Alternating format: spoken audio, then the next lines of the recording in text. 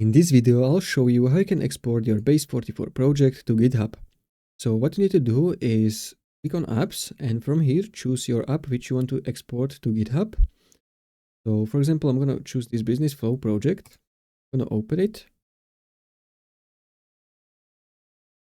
Once the project opens, click on this arrow button in top right one, and from here choose export project to GitHub.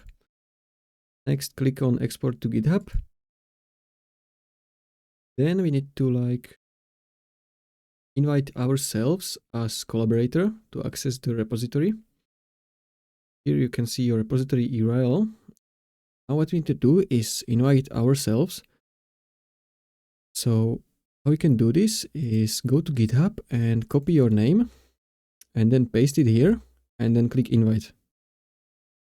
You can see it's going to invite me to this repository, and from here you can click on this repository, click on it, and this will open your GitHub repository. But before that, you need to click on accept invitation. And once you accept, as you can see, this is my project and it was successfully exported to GitHub. From here you can click on code, you can download zip, or you can open with GitHub desktop.